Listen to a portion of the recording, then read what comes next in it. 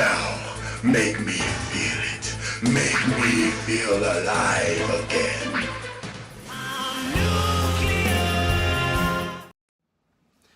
Greetings everyone, it's Josh here with another reaction channel, and today we are doing another Steins Gate reaction. That's right, we are getting to Steins Gate episode 3 today.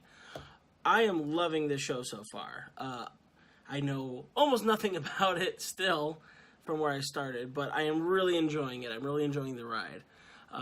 The show does a good job of playing with some tropes from anime. You know, the quirky main character, a lot of, you know, pretty-looking young girls who seem interested in him or attracted to him or are his friends. Some interesting science elements that we're getting into, but we haven't really touched on much yet. We haven't touched on if there's powers or magic or anything along those lines. But the show's obviously leading in that direction. But I'm loving the mystery we're getting so far. I'm loving not knowing where a show or an anime is going to go. It's really refreshing. So, without saying much more, we're going to start Steins Gate episode 3 today. Let's see. Last time we left off, the red-haired girl showed up in the lab just after Daru and Okari. I'm going to promise I'm going to try to work on the names, guys. Right after they tried to do the teleportation or the goo transfer with the banana. And they did one banana instead of a bunch, and it seemed to teleport the banana away, and they turned around and looked at the banana bunch, and the banana was back on there and doing its melting, jellified thing again. So that really freaked them out. And the red-haired girl just showed up in the lab at that moment, so she's obviously showing some interest in Okarin, despite the fact that earlier she kind of laid a smackdown on him in her time travel lecture, saying time travel is ridiculous, you're stupid for believing it, this is all the reasons why you're stupid. And yet, here she is. So we're going to find out what she wants. We're going to hopefully find out some answers about the banana and what the heck happened there. And maybe we'll get into some more of that time travel intrigue that's going on in the background and the John Titor questions and stuff from the last episode. So, without further ado, we're going to be starting the episode here in 3, 2, 1, and play. Makise Kurisu. Not the most impressive lab. Oh, wow.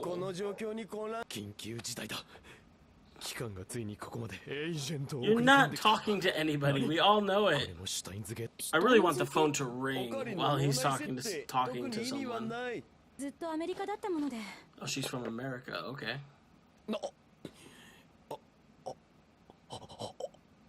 Why is he tripping so much? He doesn't touch people much. There was a weird moment when he touched Mayushi's hand in the last episode as well.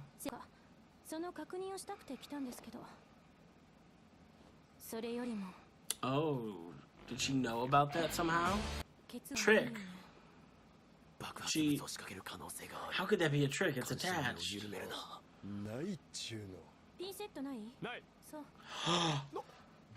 Oh, why?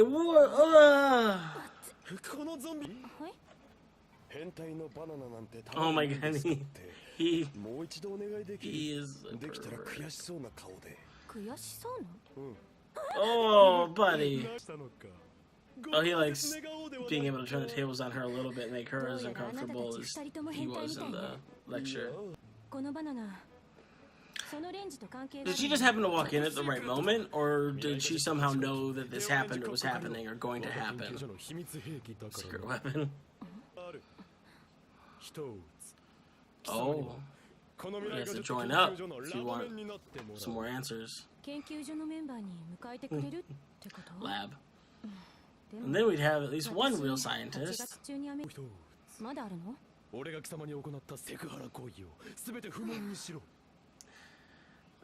You could explain why you tried to reach out and touch her instead of just acting like it was sexual harassment. Oh my god.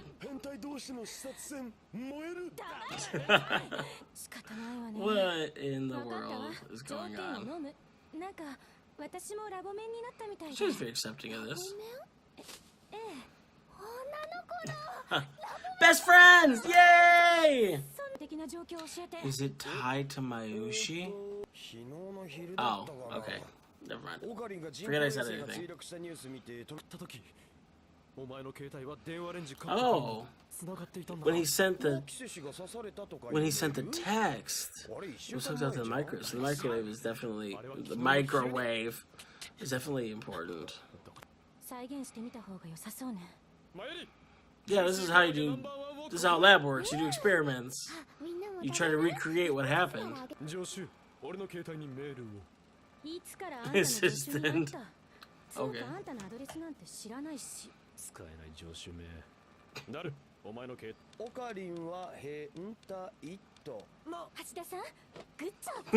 Good job.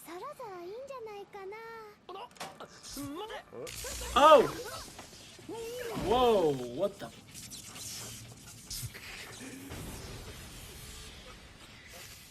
Microwave, right. Right, microwave, yes. All microwaves explode when you open them too early. Yes. Unless you made a super microwave.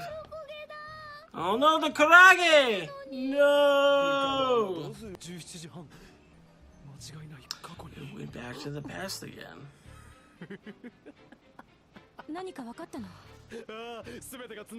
It is? Not for me! So send a banana and a text messages into the past. Well, first of all, why did it F up the Karaage?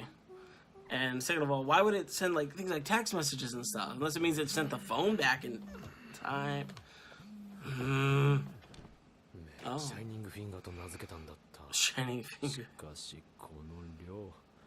Someone saw She Gundam. Wow, this girl is grade A stalker material. Oh, is the microwave broken now? Oh, she freaked out. Oh, so it's personal for her.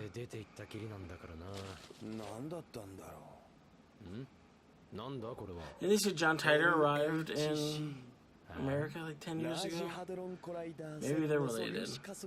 CERN, who Titor warned was using time travel to create a dystopian future. Yeah. Okay. So it was the CERN with the Large Hadron Collider. Is CERN going to be the agency? Is that what we're playing at? A lot of people did think that when that happened, the world was going to implode, or the universe could implode, or a number of crazy theories. As far as we know, nothing happened. Yeah, because even time gets distorted close to the black hole's gravity. Light gets distorted, obviously matter gets distorted or destroyed, condensed, and the theory is that time as well. I'm interested to know why they all put up with him, because he's so crazy and he contributes very little to the organization, doesn't pull much off. I mean, he did apparently invent a time machine though, so what do I know? Oh, Pigtail Girl. I don't remember her name.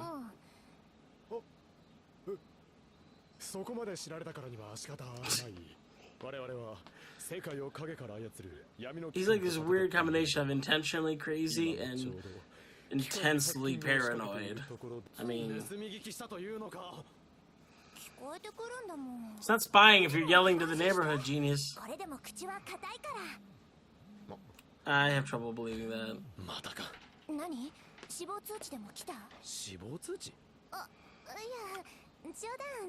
It's a dark joke. You better not cut off soon and leave me with more questions.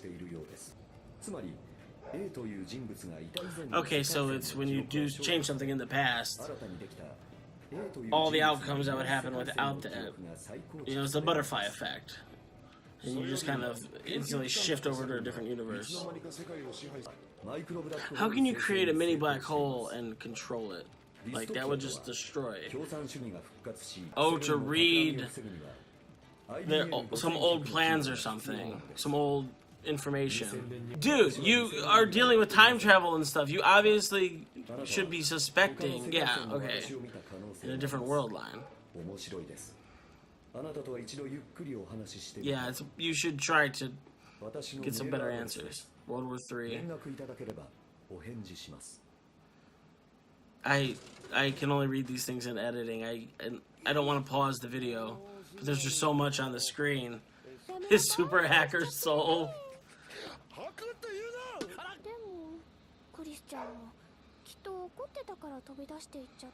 She seemed more scared than mad. She's more scared of the possibility that time travel could be real, which is weird if she adamantly believes it's impossible.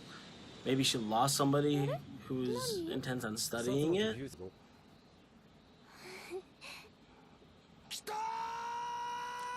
Success!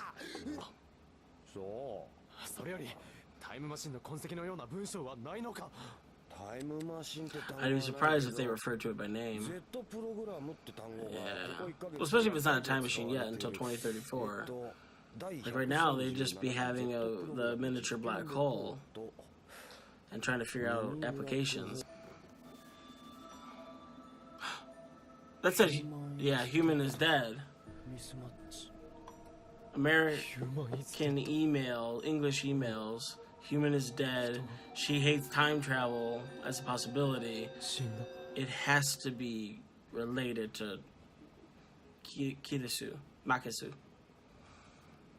Wow. Okay. I remember them name dropping. CERN in the last episode or the first episode, and I was wondering if it was going to be the same CERN as in the normal real world. And this takes place, or this was written in I think 2011, 2012. So. And I believe CERN did their experiments right around that time. Either they succeeded or almost succeeded or were going to do the experiments. Because I think that's around the same time that like Angels and Demons came out. The Dan Brown book about that involved creating antimatter with the Large Hadron Collider and CERN and all that. So we got some more answers finally, at least a few, at least some breadcrumbs. We know who the agency is. Although, did he know that beforehand, or is he just conveniently getting a large shadow organization to fulfill his desire to have a dark agency investigating him and following him and everything? We had Kirisu show that she is terrified of the possibility that time travel is real, it seems. She ran away looking scared. So it's going to be interesting to pull that thread and see what else is going on. But no major answer. She tried the banana. That was terrifyingly gross. And they did another experiment with the phone microwave and sent more text messages back in time. So it's interesting that it can send physical objects and waves, like sound waves or radio waves, back in time. And it's very...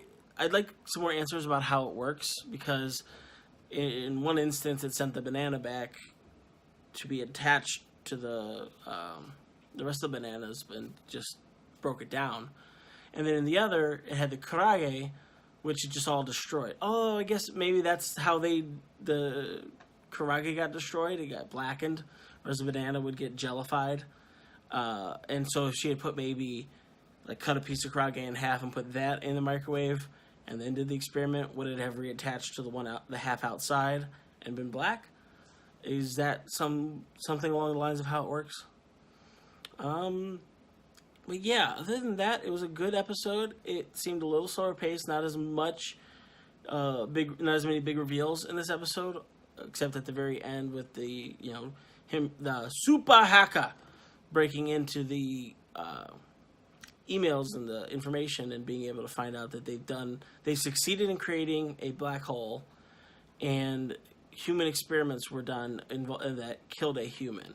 And we can assume that it was something with the black hole and time travel.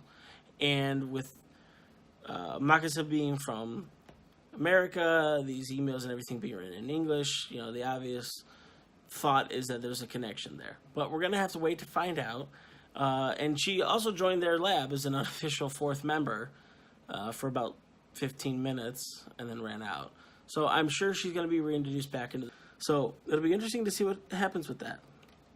Loving the show, loving the mystery, loving being able to ask these questions and not have answers, you know, spoon-fed right away. It's very refreshing in modern anime. You know, another show that we're watching right now on the channel is Death Note, which is very similar. It's not so much of the mystery in that, you know, we have a lot of questions that we want answered and we don't have answers. We have answers about some of the characters and stuff, but the plot in that one is moving very quickly. And so it's hard to tell where they're going to take it after this. Because the way Death Note's gone, as the first couple of episodes we've seen, is that they're moving rapid fire through things that in normal traditional anime would be like 10, 11, 12 episode arcs.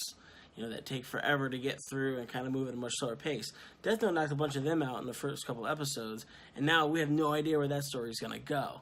Here, the story is giving you all these breadcrumbs and bits and pieces and half-truths and, you know, different realities. And, you know, they've even explained in this one that in multiverse theories, what John Titor is basically explaining is how time travel works, or the butterfly effect, where if you kill someone in the past or change something in the past, you basically move causality or reality over to a parallel dimension, and that's where you would start experiencing things.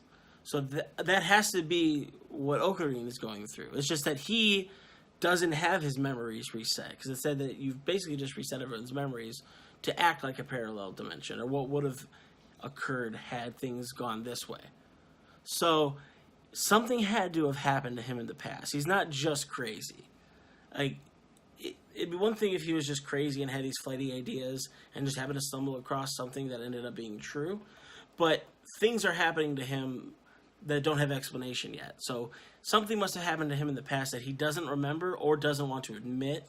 Maybe he's gone through shock and like locked it away, or it's made him forget those memories, but now he can't forget things. He remembers things how they are, even when causality shifts. Yeah, we just don't have any concrete answers on so many of the questions we have, and it's great. I'm really enjoying this. I really want to keep watching this show, because this is a show that I would binge in like a week or a weekend if I wasn't doing it for reaction purposes, because I love the mystery. I love solving mysteries and, you know, walking through the story with, you know, especially with all you guys in the comments that have started commenting and giving me advice and giving me answers as far as like names go and what to expect in the next couple episodes about how some of the confusion will go away. But man, I want answers. I gotta know. I gots to know what's going on. At least a little bit more. At least, hopefully we can get a satisfying answer or two here in the next couple episodes to satiate some of that hunger. Because right now it's just like, you know, what's going on with the time travel? What's going on with Kirisu, the red-haired girl? Is Ocarina, how crazy is he? Is he 100% crazy? Is he half crazy? Is he acting crazy? There's something going on with him touching people too. That also seemed to be a thread too. Because he doesn't seem to touch people much. And they made a big deal when him and Mayushi touched hands trading bags the other episode. And I don't know if that was just a nice moment to linger on, like I thought initially, like, oh, they, you know, they're friends, but maybe there's some feelings there, and it was just a lingering touch. Or does he just not like being touched? And maybe that has something to do with it. Because it was brought up again in this episode, along with all the pervert jokes, which it dragged on so long that it actually became kind of funny again. But yeah, another excellent episode of Steins Gate. I'm digging the show. I'm digging the vibe, digging the pace it's setting. So I can't wait to start the next one. I'll see you guys in that video, and thank you for joining me for yet another reaction.